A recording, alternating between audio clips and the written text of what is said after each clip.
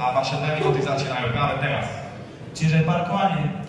Parkovanie je podľa nás veľký problém, veľký mesíž aj Košíc.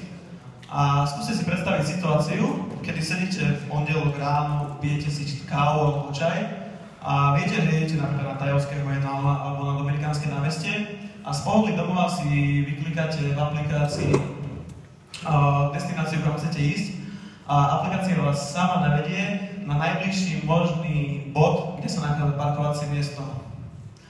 Ako náhle na tento bod dosadíte, sa dostavíte, odbremeníme vás od podobných problémov, ako je posielanie SMS-iek, kde aplikácia automaticky odosiela SMS-ky na základe výberu vášho vozidla.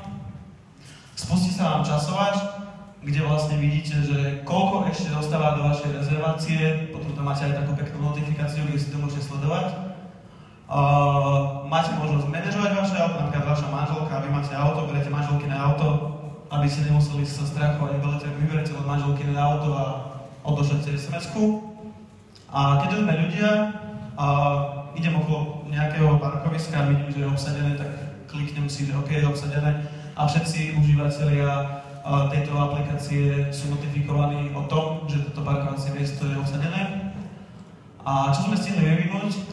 Funkčný prototyp Android aplikácie prepojený s komunikáciou so serverom.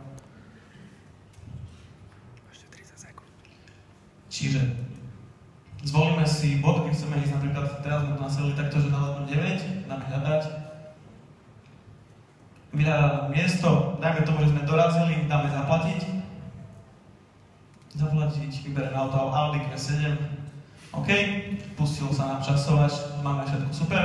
A teraz stala sa nám takáto vec, že sme poslední na tomto parkovacom mieste.